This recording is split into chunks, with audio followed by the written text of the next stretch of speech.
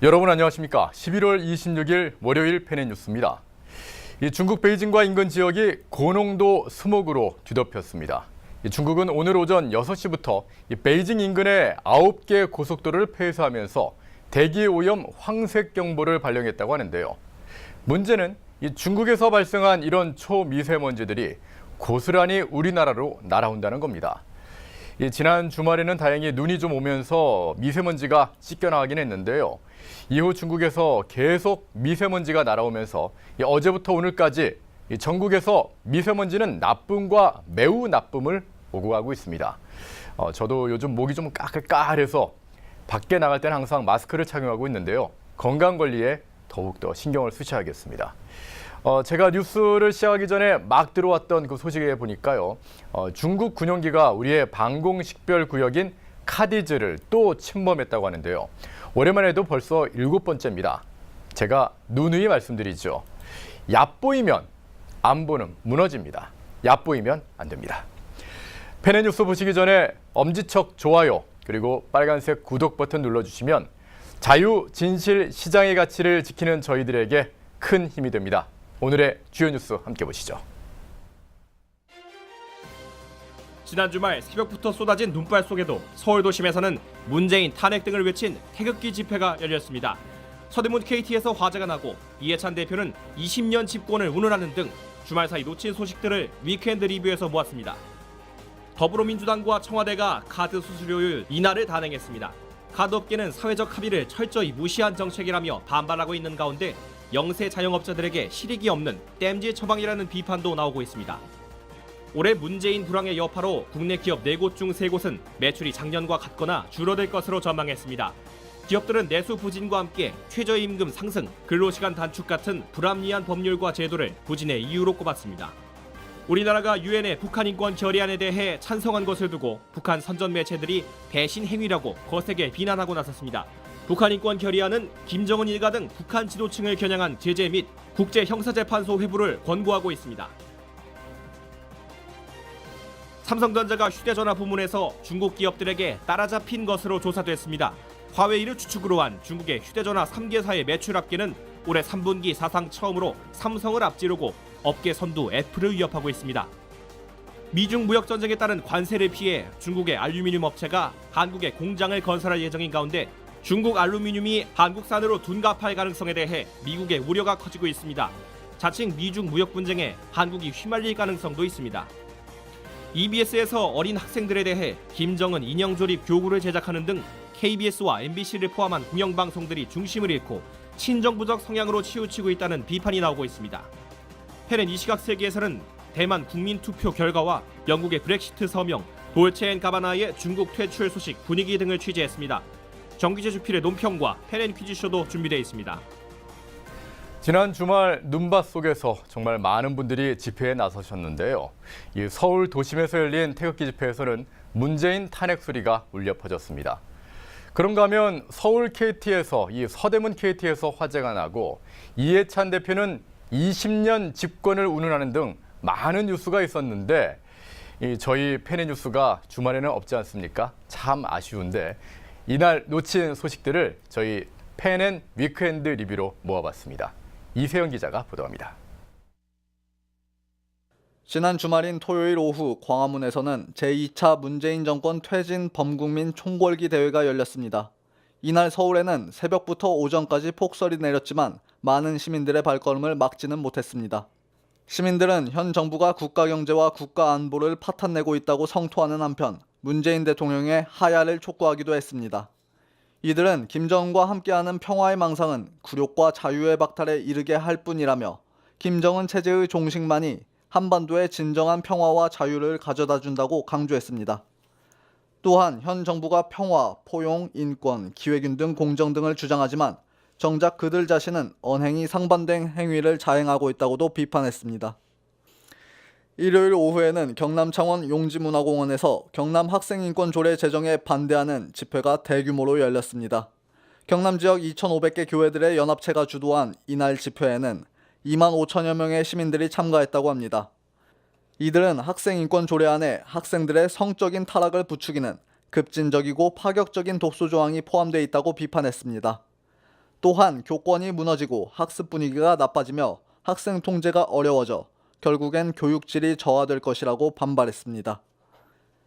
토요일 오전 서대문구 충정로 KT 아현지사에서 화재가 발생하면서 시민들은 KT 전화와 인터넷이 중단되는 불편을 겪었습니다. 특히 이번 화재와 함께 지난 2013년 통합진보당 이석기 의원 및 혁명조직 아로가 논의했다는 통신시설 타격 계획도 재조명되고 있습니다. 지난달 고양시에서 화재가 발생한 저유소 또한 과거 북한 공작원과 남한내 종북 세력이 파괴를 노렸던 주요 국가기관 시설이기도 합니다. 당시 고양시 저유소 화재 사건은 스리랑카 노동자가 날린 풍등이 원인으로 꼽혔습니다. 한국당은 오늘 국가기관통신망 등 주요 인프라에 대한 전반적인 안전점검과 관리 대책이 시급하다고 지적했습니다. 한편 이주민 서울지방경찰청장은 방화 가능성은 낮다고 판단했습니다. 어제 오후 태영호 전 영국 주재 북한대사관 공사는 김정은의 핵 전략과 한반도 통일 전망을 주제로 한 비공개 강연회에 초청 강연자로 나섰습니다.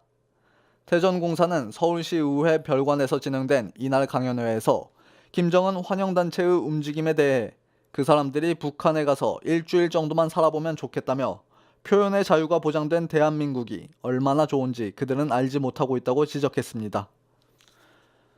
또한 북핵 문제와 관련해서는 북한은 과거부터 일관되게 선제제 완화 후 비핵화를 주장하지만 현 정부가 이에 휘말려 선비핵화라는 원칙을 잃으면 북한 비핵화는 가망이 없다고 본다고 진단했습니다. 이해찬 민주당 대표가 또다시 상대편을 극우로 규정하며 민주당 집권 20년을 강변했습니다. 이 대표는 독일, 영국, 스웨덴의 사회통합 정책은 보통 20년씩 뿌리내린 정책인데 우리는 아주 극우적 세력에 의해 통치되어 왔기 때문에 가야 할 길이 굉장히 멀다면서 복지가 뿌리내리기 위해서는 민주당이 20년이 아니라 더 오랜 기간 가야 한다고 주장했습니다. 이와 관련해 이병택 카이스트 경영대학 교수는 우파와 좌파 중에 어느 쪽이 더 과격한 모습을 띠고 있냐면서 정부의 다른 의견을 말하는 단체들을 수사하고 뒤지는 정부가 제대로 된 정부인가라고 되물었습니다. 또한 지난 정부가 극우였다면 김대중 대통령의 새 아들, 박지원 의원, 노무현 전 대통령의 처와 자식들, 광우병 선동 세력 등은 모두 구금돼 있을 것이라고 꼬집었습니다. 이재명 경기도지사가 며칠째 곤혹스러운 상황을 겪고 있습니다. 지난 토요일 이재명 경기도지사는 친형 강제 입원 의혹 등으로 피의자 신분으로 검찰에 출석했습니다. 이 지사는 이와 관련해 부당한 공격이라고 표현하며 선을 그었습니다. 한편 이 지사는 검찰 조사 출석 전에 자신의 페이스북을 통해 문 대통령의 장남인 문준용 씨의 특혜 취업 의혹이 먼저 밝혀져야 한다고 주장했습니다. 이와 관련해 홍준표 한국당 전 대표는 물귀신 행태가 한편의 막장 드라마를 보는 기분이라며 문재인 정권도 내분으로 무너질 수 있다는 신호로 보인다고 평했습니다. 자유, 진실, 시장, 펜앤뉴스입니다. 네, 방금 전해드린 이재명 경기지사. 이 이재명 경기지사가 검찰 조사를 받았던 성남지청에 이 지지자들의 집회가 있었는데요. 안정권 대표가 그 앞에서 이 맞불 집회를 열었습니다. 저는 집회라고 하면 구호가 막 외쳐지고 비장한 분위기 이런 걸 생각을 했는데 안 대표의 집회에서는 웬일인지 웃음이 터져 나왔다고 합니다. 팬인 영상으로 만나보시죠. 다 같이 구속하라 구속하라 이재명을 구속하라 구속하라 이재명을 구속하라 이재명을 구속해 이재명을 구속하라. 저기 잠깐만 살다 보니까 이런 날이 다 오네요. 우리가 수원지방검찰청 성남지청 앞에서 이렇게 이재명이를 환영하게 될지 작년에는 알 턱이 있을까니? 재밌죠? 걱정하지 마세요. 손가락 자르지 말고 그지랄하다가 손가락 잘린 놈들 여럿 있어요. 요거지 마세요. 사진 찍으면 한 장당 5만 원입니다. 오늘 저녁 9시 뉴스를 봐봐. 여러분들 팜플렛 하나도 안 보여줘. 우리 것만 보여준다니까. 여러분들 다 우리 편이야. 문재인하고 이재명하고 한 편 아니에요? 근데 왜 이 문재인요 적폐도 아니라는 새끼가 이재명이를 못 잡아먹어서 안다니까? 나는 알 수가 없네. 아니 적폐청산은 그러면은 문재인을 청산하자는 이야기일까? 앞뒤가 안 맞아버려. 명백하게 이재명이는 문재인한테 탄압받고 있는 거예요. 자, 여러분 전향하십시오. 전향하시면 됩니다. 이재명 팬클럽 여러분, 대한민국으로 전향을 하십시오. 음원짓거리를 해갖고 대들 안 해요. 아시겠죠? 적폐청산 이재명! 적폐청산 이재명! 아니 지금 따라하고 있다니까. 역시 착해요. 박자 딱딱 맞춰가지고. 그렇지. 이재명 팬클럽 여러분, 적폐청산해야 합니다. 그것이 이재명이에요. 성남이 배출한 최악의 아웃풋 이재명, 적폐청산해야죠. 여러분들은 다 우리 편이요. 뉴스에 그렇게 나간다니까. 우리가 2년 동안 당해봤어. 내 말이 거짓말인지 참말인지 오늘 저녁 9시 뉴스를 봐봐. 전라도 놈이 올라와가지고 이재명 적폐청산하자. 아, 그거 했다고 여러분 다 우리 편이요. 구분이 없지. 네, 저희 게시판에도 많은 분들이 진짜 웃고 계신데요. 저도 한참 웃었습니다. 집회가 이렇게 재밌을 수도 있군요. 다음 소식입니다. 더불어민주당과 청와대가 카드 수수료율 인하를 단행했습니다. 정부의 최저임금 인상 등으로 문재인 불황이 계속되자 영세 자영업자를 돕기 위한 대책이라고 내놓은 건데요. 문제는 3억 원 이하 영세 자영업자들은 이미 이 카드 수수료 자체를 내고 있지 않기 때문에 아무 실익도 없고 이 카드 업계의 부담만 커졌다는 지적이 나오고 있습니다. 홍준표 기자가 보도합니다. 정부와 더불어민주당이 결국 카드 수수료를 강제 인하하기로 결정했습니다. 당정은 이번 조치가 소상공인을 도울 것이라고 주장하고 있지만 카드사의 수익성 악화가 카드업계의 구조조정을 불러일으키거나 소비자들의 혜택 감소로 이어질 것이라는 우려가 제기됩니다. 카드사들은 이번 조치가 시행되는 내년부터 무이자 할부를 아예 없애거나 각종 할인 혜택 등을 대폭 축소할 것으로 보입니다. 당초 이번 카드 수수료 인하 대책은 정부의 최저임금 인상 등으로 어려워진 영세 자영업자들을 살리기 위해 논의가 시작됐습니다. 그러나 이미 매출액 3억 원 이하인 영세 자영업자들은 실질적으로 카드 수수료를 내지 않는다는 점과 카드사들의 피해는 고려하지 않았다는 점에서 정부의 정책적 실패를 땜질하기 위한 돌려막기식의 대책이라는 지적이 나옵니다. 더불어민주당과 정부는 26일 국회에서 당정 협의를 갖고 연매출 5억 원에서 30억 원 사이의 차상위 자영업자, 소상공인들에게 우대 수수료율을 확대 적용하기로 한다고 밝혔습니다. 당정에 따르면 연매출 5억 원에서 10억 원 이하 가맹점의 신용카드 수수료율은 2.05%에서 1.4%로 10억 원에서 30억 원 이하 가맹점은 2.21%에서 1.6%로 인하합니다. 대형 가맹점을 제외한 매출액 500억 원 이하의 일반 가맹점에 대해서는 2.2% 수준에서 평균 2% 이내가 되도록 유도할 방침입니다.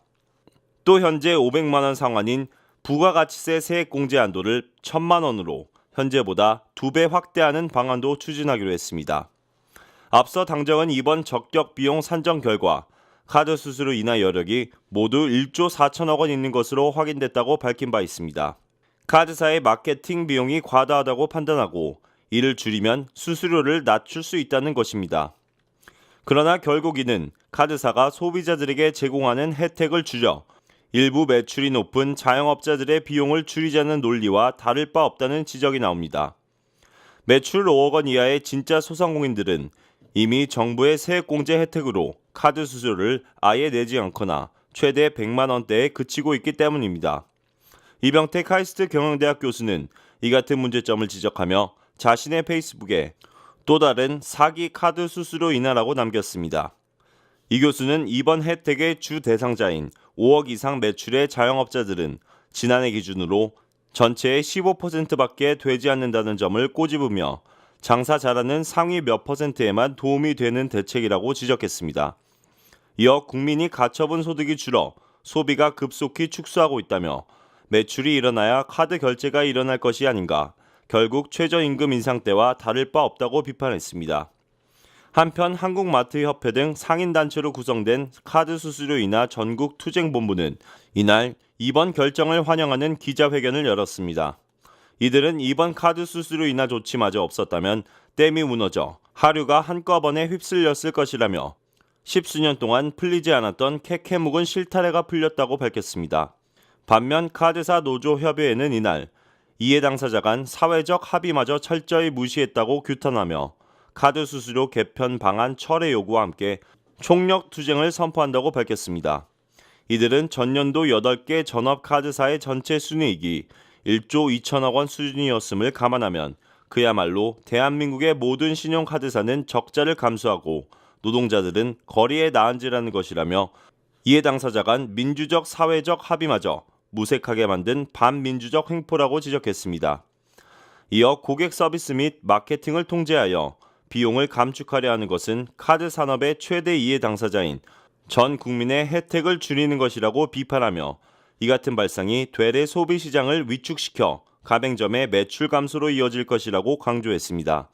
자유 진실 시장 페레뉴스입니다. 이 문재인 불황 때문에 이 자영업자들이 집회하고 그러시니까 이제 카드 수수료를 낮춘 건데요. 카드사 노조가 또 집회를 할 것 같군요. 그러면 카드 수수료 다시 올리실 건가요? 누누이 말씀드리지만 이 정부가 시장에 적게 개입할수록 경제는 살아납니다. 많은 경제학자들이 논문을 통해서 증명하고 있습니다. 다음 소식입니다. 이 올해 문재인 불황의 여파로 국내 기업 4곳 가운데 3곳은 매출이 작년과 같거나 줄어들 것으로 전망했습니다. 기업들은 내수 부진과 함께 이 최저임금 상승, 근로시간 단축 같은 불합리한 법률과 제도를 부진의 이유로 꼽았는데요. 윤희성 기자의 보도입니다. 국내 기업 10곳 중 7곳이 올해 매출이 작년과 비슷하거나 줄어들 것이라고 전망했습니다. 기업 관계자들은 성장세 둔화의 원인으로 미중 무역전쟁 등 대외 악재보다 문재인 정부의 반기업 정책과 이에 따른 내수 부진 등 국내 변수를 꼽았습니다.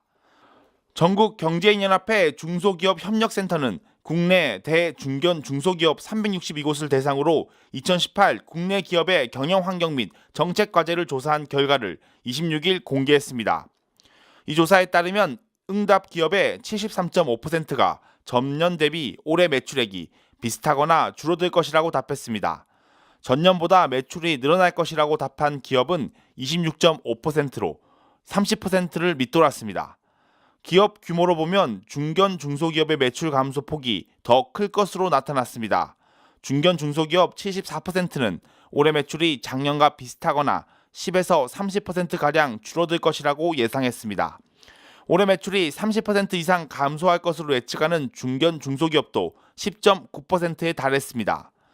대기업 65.2%도 올해 매출 성장세가 멈출 것으로 내다봤습니다.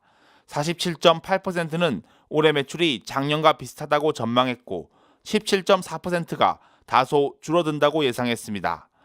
이번 설문조사에 응한 대기업 23곳, 중견 중소기업 339곳은 매출 성장세가 멈추는 주된 원인으로 국내 경제 여건이 좋지 않다고 입을 모았습니다. 주된 위험 요인으로는 민간 소비 여력 감소로 인한 내수 부진, 경영 활동의 불합리한 법률과 제도, 최저임금 상승, 근로시간 단축 등 인사관리 순으로 답했습니다. 자유, 진실, 시장, 페네뉴스입니다.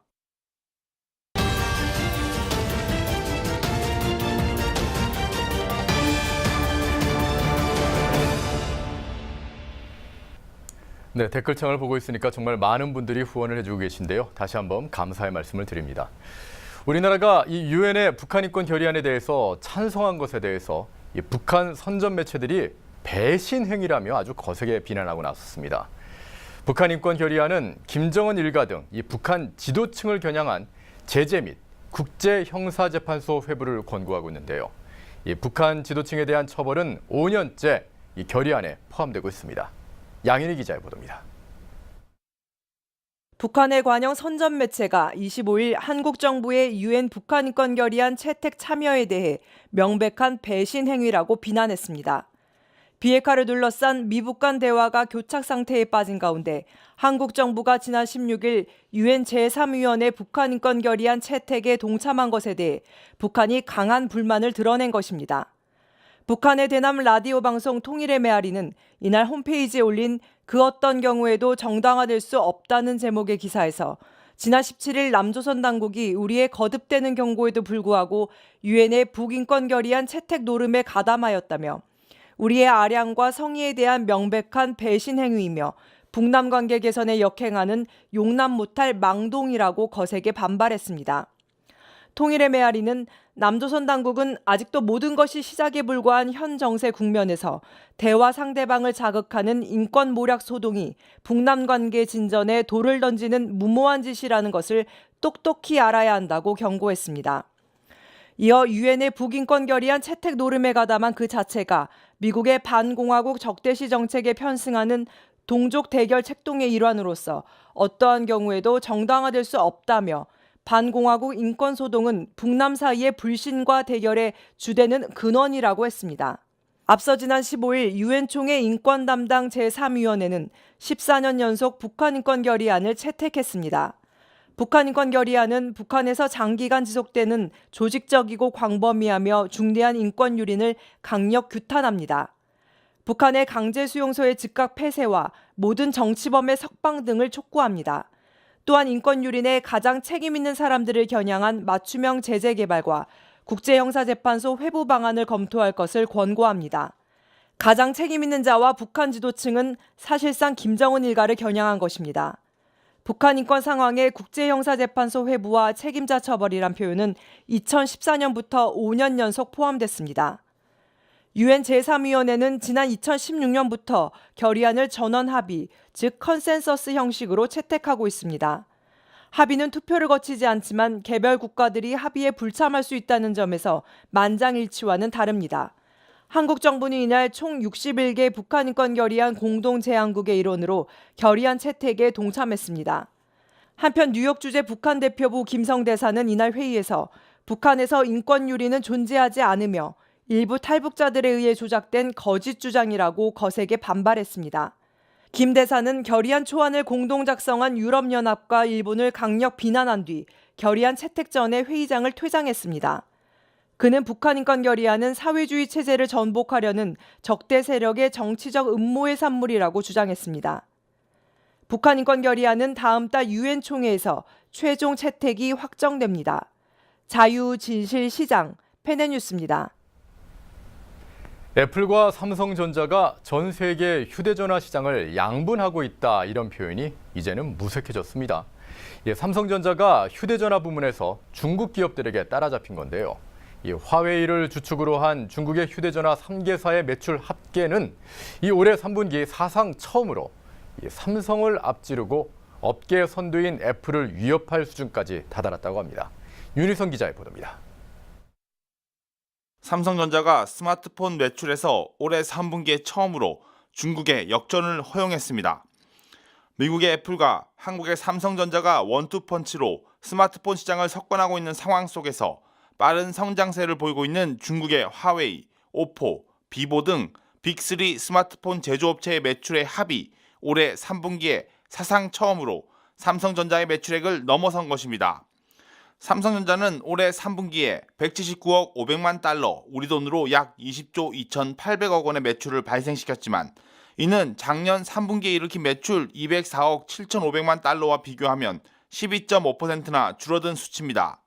반면 중국의 화웨이의 올해 3분기 매출은 123억 2,800만 달러, 우리 돈으로 약 13조 9,600억 원으로 작년 3분기에 일으킨 매출 64억 5,200만 달러보다 2배 가까이 급증했습니다.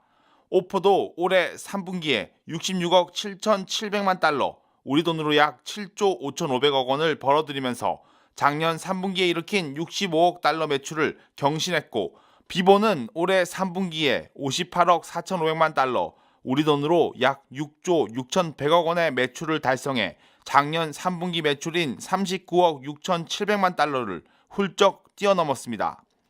작년 3분기에 화웨이, 오포, 비보 등 중국 스마트폰 빅3의 매출 합계는 169억 1,900만 달러로 204억 7,500만 달러의 매출을 일으켰던 삼성전자에게 미치지 못했지만 올해 화웨이의 급성장과 비보의 가파른 성장세 덕분에 이들 빅3의 매출 합계는 248억 5천만 달러에 육박하면서 삼성전자를 넘어선 것은 물론 애플의 야성에도 도전장을 내밀고 있습니다. 자유 진실시장 펜앤뉴스입니다. 미국과 중국이 이 무역 전쟁을 다시 할 것으로 전망되고 있죠. 이런 미중 무역 전쟁에 따른 관세를 피해서 이 중국의 알루미늄 업체가 한국에 공장을 건설할 예정인 가운데 이 중국 알루미늄이 한국산으로 둔갑할 가능성에 대해서 미국의 우려가 커지고 있습니다. 자칫 이 미중 무역 분쟁에 한국이 휘말릴 가능성도 있어 보이는데요. 홍준표 기자의 보도입니다. 미중 무역 전쟁에 따른 관세를 피해 중국 2위 알루미늄 생산 업체인 밍타이가 한국에 투자 허가를 신청했습니다. 이에 투자 자체로 인한 국내 알루미늄 업체의 타격은 둘째치더라도 중국 기업이 생산한 알루미늄이 한국산으로 둔갑되어 수출된다면 미국과의 통산 마찰이 불거질 수 있다는 우려가 나옵니다. 한국비철금속협회는 26일 주한 미국 대사관의 상무부 관계자가 지난주 전화를 걸어와 밍타이 알루미늄의 한국 공장 신설과 관련한 상황을 세세히 물었다고 전했습니다. 특히 미국 측은 중국 업체가 한국에 투자하여 알루미늄을 생산하기 시작한다면 한미 통상 문제가 발생할 수 있을 가능성에 대해 동조했다고 전했습니다. 이처럼 미국이 예의주시하는 이유는 미국 행정부가 중국산 알루미늄에 대해 덤핑 관세를 최대 104.9%, 상교 관세는 최대 80.97% 부과하고 있기 때문입니다. 국내 전체 알루미늄 생산량이 연간 102만 톤임을 감안한다면 밍타이는 알루미늄 연간 생산량이 77만 톤에 달해 업계에선 공룡기업으로 불리고 있습니다. 밍타이가 한국에 투자하는 규모는 하나로 약 400억 원입니다. 이들은 최근 광양 알루미늄 공업이라는 법인을 설립하고 광양망권 경제자유구역청에 투자 허가를 신청했습니다. 이들이 원재료를 중국에서 직수입해 한국에서 생산한다면 국내 제품보다 20% 이상 저렴하게 생산할 수 있다고 분석되고 있습니다. 이들이 만약 한국산으로 둔갑되어 대미 수출이 이뤄진다면 미국과 중국의 고래 싸움에 새우 등이 터질 수도 있다는 우려가 나옵니다. 또한 외국인 투자 촉진법에 따라 밍타이가 국내에 투자해 5년간 법인세를 전액 감면받는다면 이들과의 경쟁에서 국내 업체들이 역차별을 받게 된다는 비판도 제기됩니다. 이에 한국비철금속협회는 알루미늄 업계 평균 영업이익률이 1.3%에 불과해 이 같은 중국 기업의 진출에 대해선 보호할 필요가 있다고 밝혔습니다. 자유 진실시장 펜앤뉴스입니다. 요즘 공영방송 보면서 답답해하는 분들 많으시죠? EBS에서 이 어린 학생들이 쓸 김정은 인형 조립교구를 제작하는 등 이 KBS와 MBC를 포함한 공영방송들이 원래 이 중심을 잃어버리고 친정부적 성향으로 치우치고 있다는 비판이 나오고 있습니다. 정권의 나팔수가 돼버린 공영방송들, 성기훈 기자가 취재했습니다. 최근 공영방송 3사에서는 정치 편향적 친정부적 행태가 끊이지 않고 있어 논란이 일고 있습니다.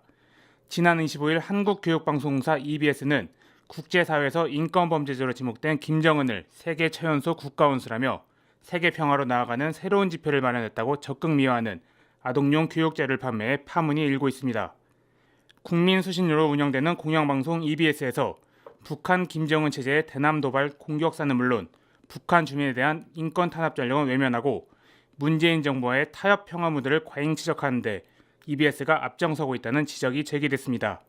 이러한 김정은 미화 아동용 입체 퍼즐의 문제점을 지적하는 보도가 나오고 비판적 여론이 형성되자 EBS는 25일 오후 김정은 상품을 뒤늦게 배제했습니다. 한편 MBC는 사내 재정 위기와 노조 중심의 운영 실태 등을 고발하는 활동을 하고 있는 이순희 MBC 공정방송 노조 위원장에게 허위사실 유포 및 회사 비방 등 사규 위반으로 정직 3개월의 중징계를 내려 논란이 일고 있는 가운데 이 위원장이 해당 사규를 위반하지 않았다며 재심을 신청했습니다. MBC 공정노조는 26일 MBC가 올해 행한 해고자 16명과 정직 등의 중징계가 모두 법적 대응에 들어간 상태이고 이순희 위원장 또한 재심에서 몰상식한 결론이 난다면 노동조합법뿐만 아니라 근로기준법에도 위배되는 범법 행위이기에 법적인 소송으로 들어가는 것을 밝힌다고 전했습니다.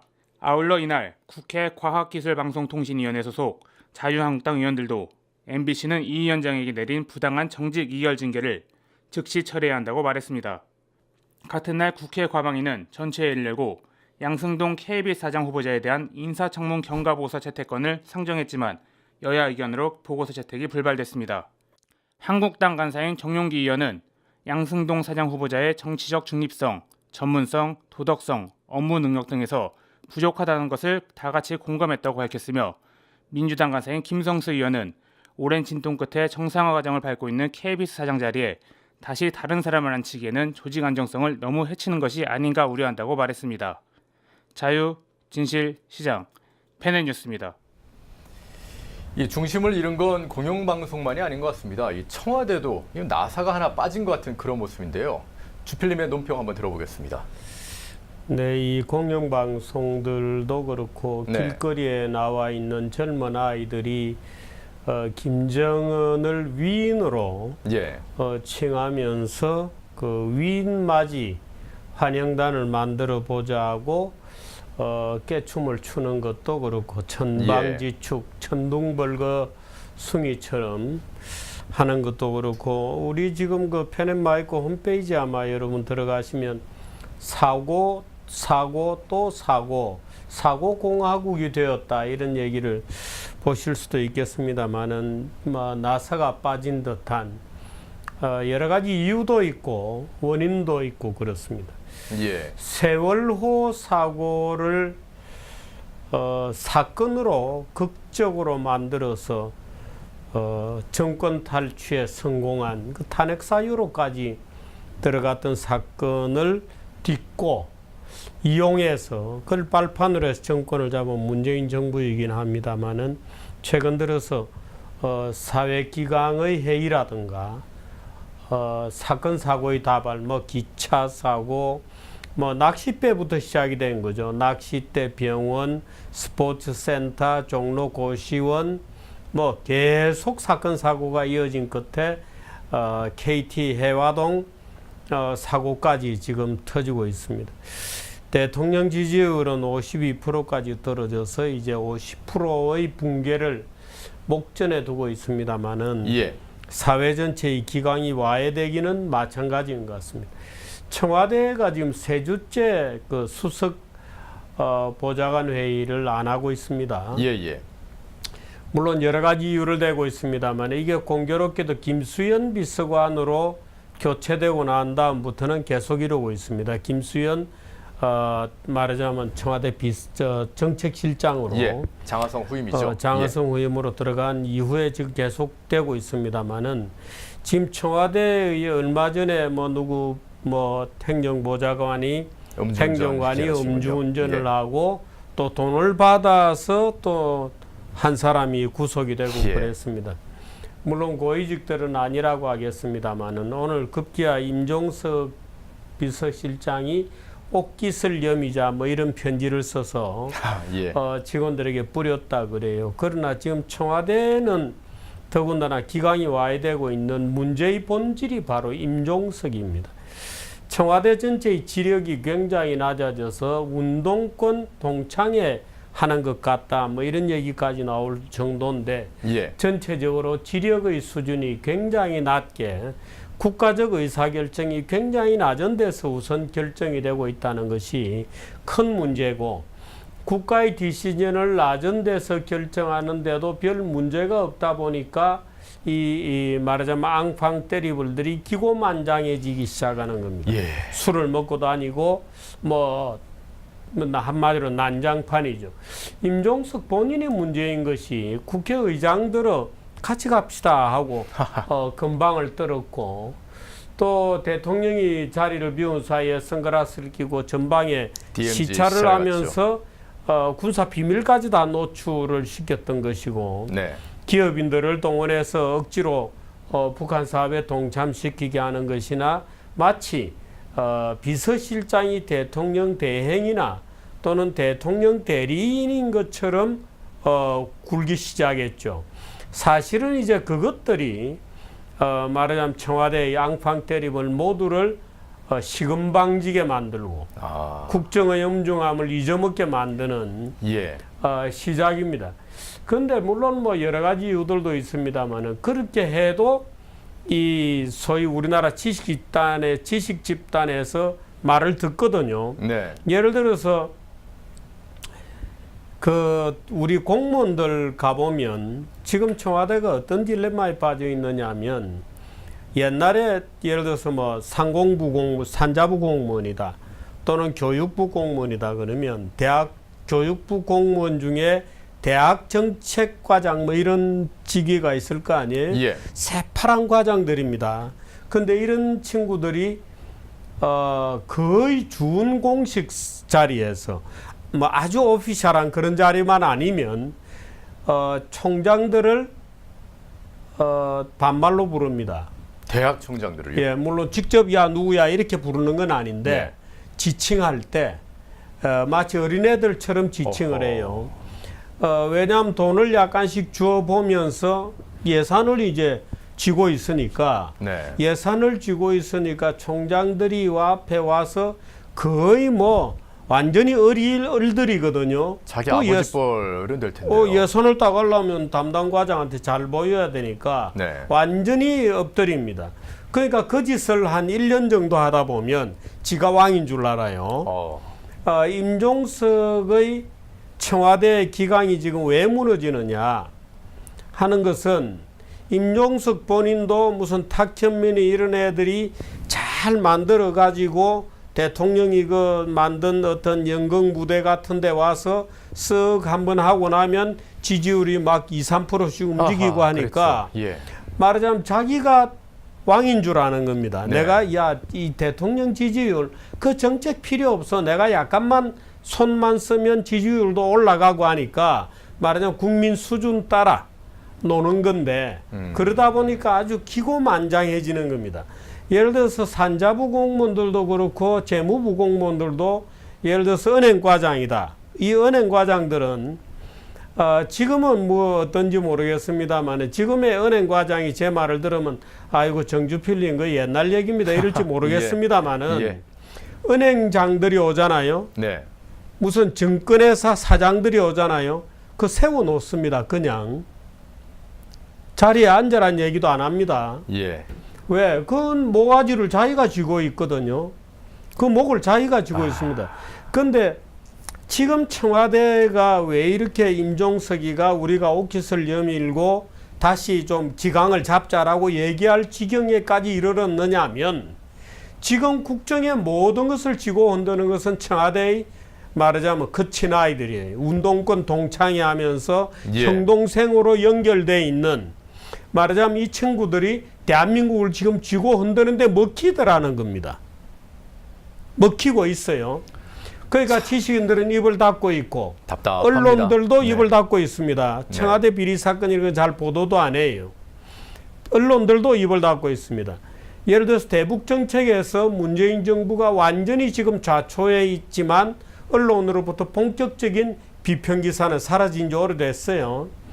그러니까 언론들은 전부 이 운동권들하고 무슨 사적 공적으로 연결이 되면서 말 잘 듣지. 공무원들 납작 엎드려 있지. 뭐 대학 교수 뭐 이런 사람들 뭐 언론에 하나둘씩 소개해줘서 띄워주고 죽이고 하는 것은 청와대 마음대로지. 이러니까 기고만장해지는 겁니다. 예. 그러나 저는 뭐 계속 기고만장하라고 얘기해주고 싶어요. 뭐 계속 기고만장하면은 정권의 생명을 단축시킬 것이라고 저는 보지만 어떻든 이런 현상들이 보면 이 철없는 아이들이 권력을 쥐고 해보니까 먹히는 겁니다. 전부 고개를 숙이고 굽신거리고 네. 타니까 이제 기고만장해져서 마음대로 해보는 겁니다. 근데 이제 이러다가 교통사고가 나는 거죠. 원래 교통사고도 완전 초보는 잘 안 내요. 조금 이제 운전이 손에 익으면 이제 그때 교통사고를 내는 법인데 맞습니다. 저는 그런 측면에서 하나 그리고 사회적으로 각종 사고들이 다발하는 것은 근로기강의 해이입니다. 근로기강의 해이는 민노총이라든지 한국노총이라든지 노동조합 조직이 강해질수록 근로기강은 상대적으로 약화돼요. 예. 그래서 저는 안전사고는 앞으로도 굉장히 더 빈발할 거다. 노동조합이 말하자면 사측의 관리에 대한 조임, 예를 들어 근로기강에 대한 강조, 안전관리를 노동조합이 무력화시킬 가능성이 굉장히 많습니다. 왜냐하면 안전관리 이런 것은 그야말로 스립발 같은 지휘와 명령과 보고와 점검에 또 점검이 들어가야 되거든요. 근데 그건 결국 노동조합이 들어가게 되죠. 그건 너무 심하다. 말하자면 이제 이런 식으로 되면서 근무 기강이 무너지면은 역시 사고로 가는 겁니다. 그래서 지금 청와대에서 일어나는 현상이나 우리 사회 일각에서 일어나고 있는 현상이 똑같은 거다. 그러니까 광화문 내거리 어린애들이 나와서 김정은 위원님 환영단을 구성하거나 말거나 하는 이 사회 전체적으로 만연한 기강의 회의, 가치의 어떤 가치 체계의 몰락, 지식의 몰락, 지식인은 말 안 하고 입 쳐닫고 있고, 그러니까 청와대에서 앙팡 때리벌들이 조금 해보니까 먹히고, 장차관들 불러다 급주니까 겁먹고 예. 하니까 청와대 비서관들 어깨 힘들어가고 하는 겁니다. 그래서 이런 사회의 어떤 기강의 와해는 글쎄요, 문재인 정권의 종말의 시간을 당긴다고 봅니다만은 잘 회복이 되지 않는다는 데 문제의 본질이 있습니다. 회복이 더디다. 회복이 예. 잘 안 됩니다. 한번 무너지면. 그래서 그 후유증은 굉장히 길게 남을 수 있다. 그런 차원에서 최근에 그 사회 기강의 와해 현상에 주목하게 됩니다. 참 그 임종석 비서실장이 오늘 청와대에 그런 글을 쓰긴 했더라고요. 뭐 우리가 비서임을 잊지 말자 이런 글을 자기는 썼는데. 대행인 줄 알죠. 그러니까요. 대통령 대행인 줄 알아. 참나 정말 예. 정말 참 웃기는. 남의 눈에 들보는 보고 예? 남의 눈에 티는 보고 자기 자기가 눈에 선글라스 끼고 전방에 가서 들보는 보지 장관들 못하는군요. 데리고 비서실장에 가서 비서실장은 아무것도 아닙니다. 그저 대통령을 보좌하는 직이지. 예. 우리나라의 비서실장을 총리로 갖다 놓는 못된 버릇은 이명박 때도 그랬어요. 그렇게 하시면 안 됩니다. 비서는 비서고 행정부를 맡는 총리는 총리입니다. 그런데 지금 이제 임종석 본인은 그 자기를 총리급으로 생각하는 거죠. 총리보다 위네요. 예, 대행이면. 그러니까 예. 자꾸 저런 자기를 대통령 대행이라고 생각하거나 대통령 부재 시에는 자기가 대통령을 대리할 수 있다고 생각하는 것은 마치 황관들이 뭐, 십상시나 뭐 그런 것처럼 황제를 예. 모시는 황관들이 네. 자기가 권력이 있다고 착각하는 거나 비슷한 겁니다. 그 황관의 이라고 착각하고 있을 수도 있죠. 황가이라고 하니까 저는 좀 다른 생각이 나서 좀 웃음이 왜요? 터져버립니다. 없지 않습니까? 예. 그나저나 정말 임종석 그 비서실장이 뭐 탁현민 이 비서관의 그 능력을 이용해서 쇼통의 정치를 하고 그런 에서 교만하다 그런 말씀을 해주셨는데요. 아니 그 예. 황관이라는 거는요. 예. 황제가 네. 어리석으면 원래 날뛰는 겁니다. 예. 왜냐하면 황제가 권력을 장악하고 있고 실질적으로 어느 정도 지식이 있어서 국정을 알면 꼼짝 못하죠. 그런데 이제 황제가 어리석으면 예. 황관들이 원래 황제의 그걸 등에 업고 까불게 되는 겁니다. 예. 뭐 첫눈 왔는데 탁현민 비서관 이제 집에 가야죠. 가면은 좀 소통이 좀 줄어들지 탁현민 않겠습니까? 얘기까지는 여기서 할 필요 없죠. 예, 알겠습니다. 오늘 논평 감사드립니다. 예.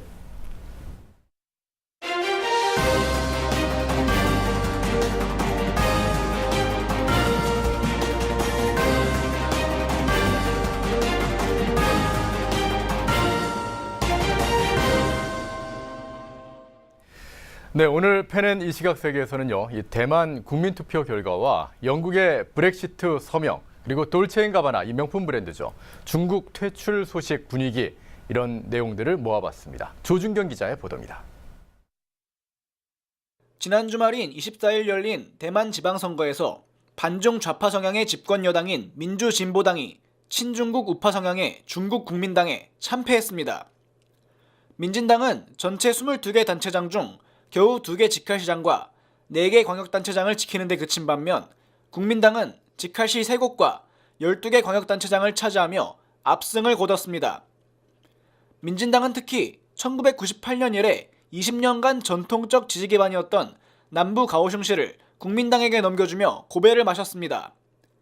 이로써 국민당은 2014년에 겪었던 참패를 완전히 만회했습니다.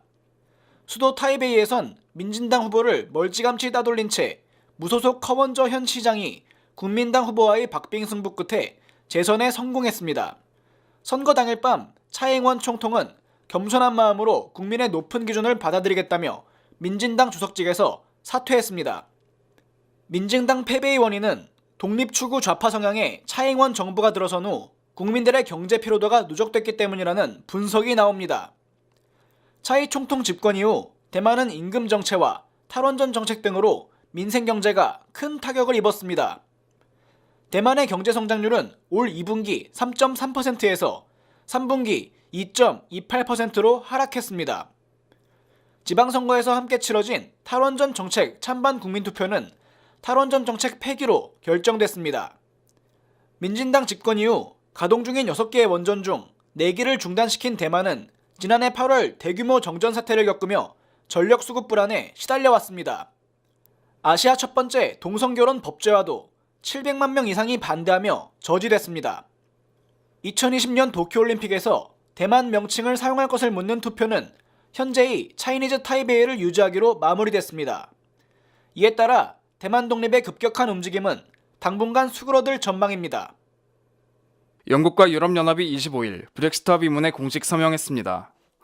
영국과 EU 27개국 정상은 벨기에 브뤼셀에서 특별 정상회의를 열고 브렉시트 합의문과 EU 탈퇴 이후 협정 문서에 2년 5개월 만에 공식 서명했습니다.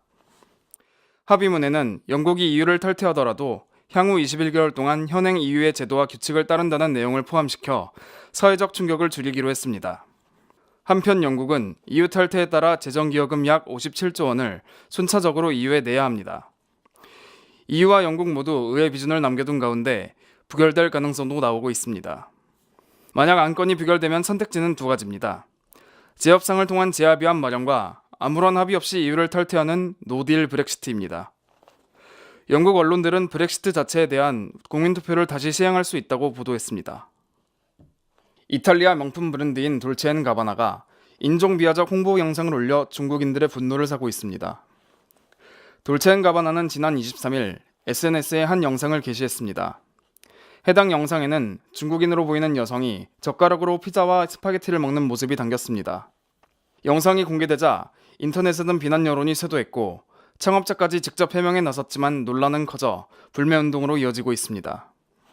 현재 중국 SNS에서는 소비자들이 돌체앤가바나 제품을 내다버리면서 중국인들의 돈만 사랑하고 중국을 존중하지 않는 브랜드는 필요 없다거나 다시는 중국에 오지 말라며 비난하고 있습니다.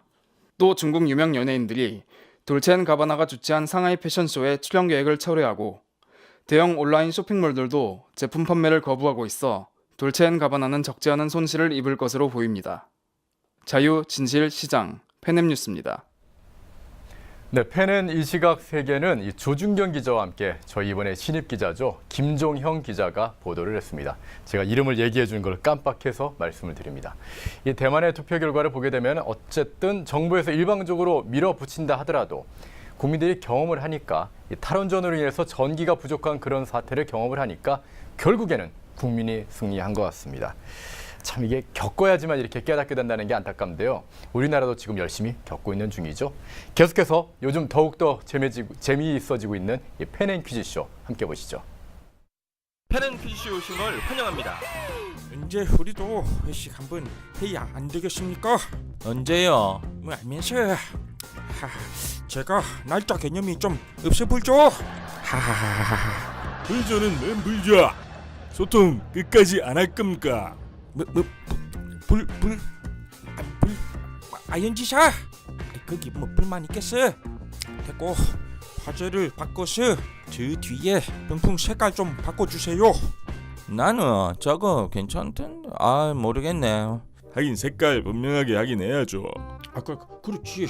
그렇게 이름도 빨간색이 낫지 않을까요? 빨간색 적으면 죽는다 카던데. 그러면 안 돼. 사즉생 생즉사. 그럼 오늘은 사회자님 막 그냥 랜덤으로 콜. 하하하, 이태리 온 거 같네. 돌잔치 가봤나? 돌체앤가바나 말하는 거구만. 돌잔치 가봤나? 그 대표들 보세요. 중국몽, 중국 민심 건드렸다가 바로 고개 숙이고 사과했잖아요. 성역 같은 데는 알아서 눈 깔아야겠죠. 빌빌 기자 맞아도 못 본 칙.